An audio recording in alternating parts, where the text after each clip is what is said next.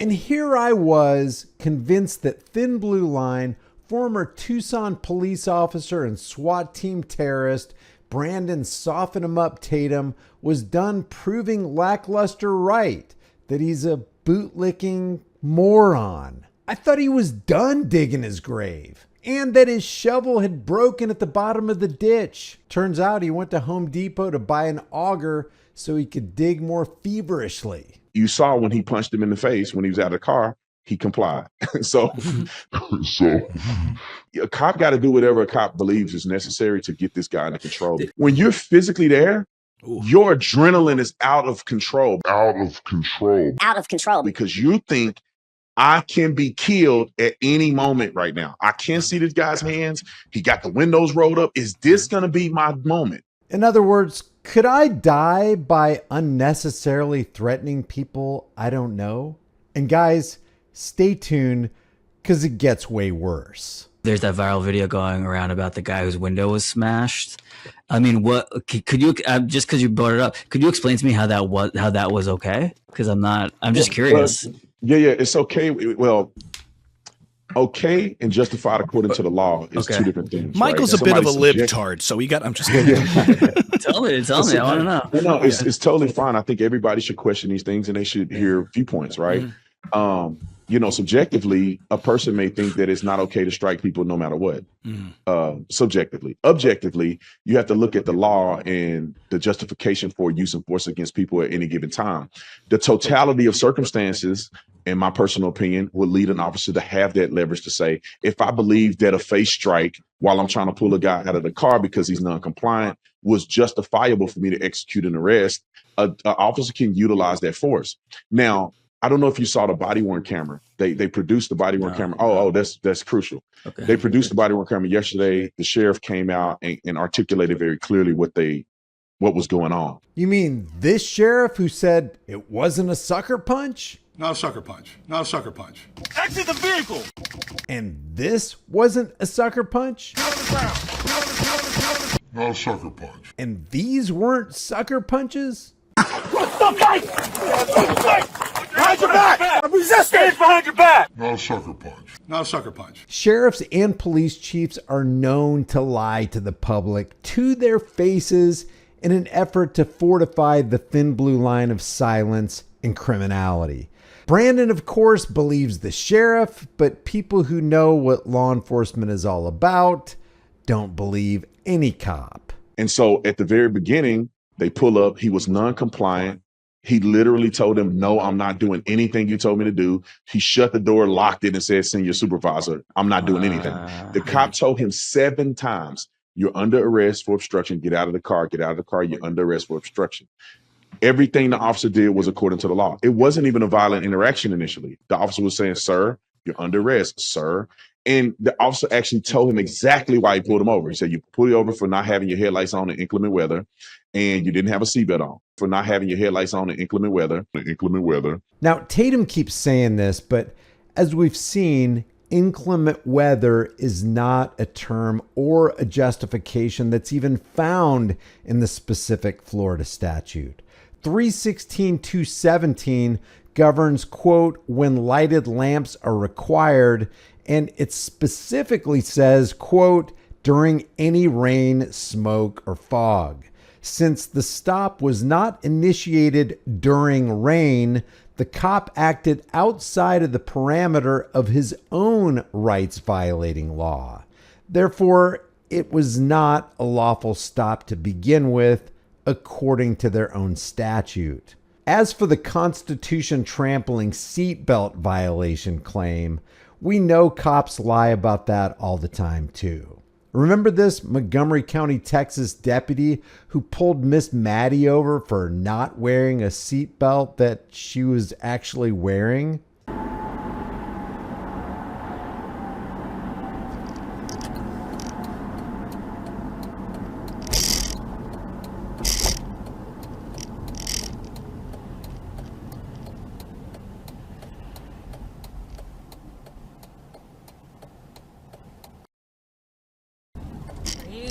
Pulling me over?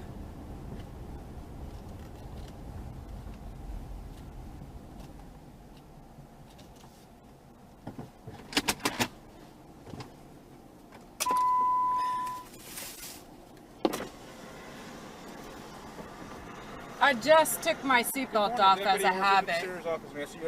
Yeah, I just took this off, just so you know. I wasn't driving without this habit. Huh? That's the reason you're being stopped. No, I just took it off. I swear to God. It's habit. Yeah. I wasn't speeding. Oh, man, I'm sorry. The reason you're being stopped today because you can have a seatbelt on. No, I just took it off. I swear to God. I have a camera. I have a camera. I can play it for you. Because it's habit. When I stop the car and put it in park, I take it off. Is this your car? Yeah. Why do you have to get tagged on? Because my husband owns a dealership. Okay. So, does that mean you can just put dealer tags on any vehicle that you own? No, we're going to sell it. Are usually whenever for a dealer or if they're showing the vehicle, which is neither of the it's not neither case right now, correct? No, he's going to sell it. I'm just test driving it. Are you now? Okay, but you just said this is your car. No, it's, of course, I'm driving it, so I have to have insurance on it and stuff. I asked you this is your vehicle, and you said yes, but there shouldn't be a reason why you should have a dealer tag on it just because your husband. Well, right now I'm driving it, so it's not like. Do you want me to call my husband? You can talk to him. I'll go off of what you told me. You told me that this is your vehicle. You still live on Country Place Road? Yeah. All right, bring it back with you. Uh-huh.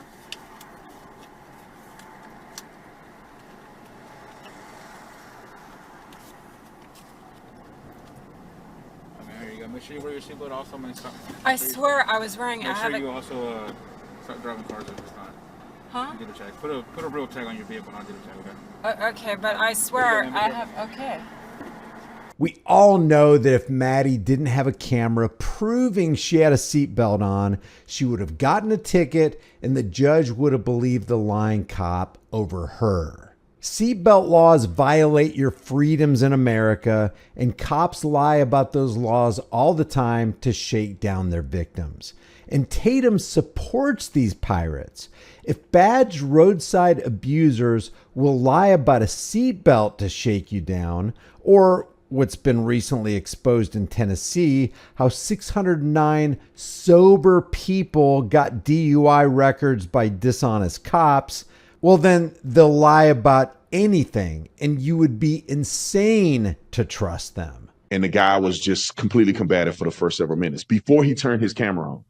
Then when he turned his camera on, it's already has escalated. They have police officers that have responded. They have 6 or 7 officers that have now responded because this guy's non-compliant. These situations become very violent quickly. If you've ever been a cop, cops know a guy could be doing all this because he's going to pull a gun out. He's going to pull off on the traffic stop. He's a wanted murderer. You know, there's a lot of things that could be possibilities, which will make officers heighten their suspicion when somebody's acting like this over a headlight infraction. You know, there's a lot of things that could be possibilities, which will make officers heighten their suspicion. How about this possibility, Brandon? The possibility that people are sick and tired of having their rights violated and their lives interrupted because an armed and dangerous corporate road pirate is once again violating his oath to defend constitutional rights. But then when you go to extracting them from the car, I think the cop could have went without the palm strike to the face. But according to the law, according to what the attorney general said, nothing that he did was illegal and out of the bounds of use of force policy. But then when they pulled him out of the car, punching him in the face, it's not pretty, but we can utilize that level of force to execute an arrest. Even though he's no longer a cop and hasn't been for years, he still includes himself in the group of thin blue line tyrants as though he were still a part of the club. And let's be clear about what he's saying. All those unpretty sucker punches were legal, so we can do it. Cops and former cops like this love that part. Legalize brutality? Where do I sign? And you saw when he punched him in the face, when he was out of the car, he complied. So those things to the public may seem a little bit extreme, which I understand. But when you're a police officer and you deal with use of force every day, you realize a cop got to do whatever a cop believes is necessary to get this guy under control, because you don't know him. Yeah, they pay the ultimate price for hesitation or making a mistake in assessing a situation. So for us to watch and say, shame on you, it's like, well, you know what? You don't see all the cops that were killed because they hesitated. Cops cops see cops that are killed. They should send us a briefing every day, and when we go to the briefing meeting, the first 15 minutes of our shift, we do briefing, and then we go out and patrol. It's kind of like a little time to collect ourselves before we overlap. Right. But they should send us cops that get killed every day. So every day we get a list of all the police officers that have been killed and the circumstances that they've been killed in. And there's so many cops that have been killed on traffic stop in this very scenario where a guy's non-compliant for what seems to be a basic traffic stop. He shuts the door and then he has a gun. And now he's got a reason to be hyped up and cops get killed. They walk up to the window and they get killed. So every day we get a list of all the police officers that have been killed and the circumstances that they've been killed in. Aye, Captain, here's the report. We've recently had a whole slew of pirates killed on the high seas while they were conducting their piracy operations, and we have no idea why people are lashing out. It makes no sense. You'll see that the cop stands off to the back quarter panel of the car, because he has to be in a tactical advantage because you don't know who this guy is. It's not reasonable to get mad over a headlight infraction. You know what I'm saying? So it's not reasonable to get mad over a headlight infraction. You know what I'm saying? So oh, I know what you're saying, but it is reasonable to viciously attack somebody who's resisting a headlight violation. How about it's not reasonable to infringe on a person's right to travel for a stupid headlight infraction? This is like an asylum inmate trying to convince normal people that asylum patients and their actions should be viewed and accepted as normal when they're clearly not. I tell anybody go on a ride along. Go on a ride along. And then if you were on a ride along, you would have been at that traffic stop and you can feel this emotion. Yeah. Like when your life is on the line, when you're watching it from the TV, you're like, oh man, they just rambling and they're scuffling a little bit. He slaps him in the face. He didn't. When you're physically there, your adrenaline is out of control because you think I can be killed at any moment right now. I can't see this guy's hands. He got the windows rolled up. Is this going to be my moment where I'm going to get killed and I'm never going home to my family? Why is this guy getting so worked up over a traffic stop? This is a warning. Hey, Jude, turn your lights on. Is this guy going to produce a weapon? Is this a mass murderer? Is this guy running from the law? Did he just kill somebody? Like, you don't know. I felt it, bro, when I was a cop. You feel this adrenaline where you kind of get afraid and then you get, kind of worked up. And palm striking in the moment seemed reasonable to you when you're worked up and this guy's uncompliant and there's so much going on.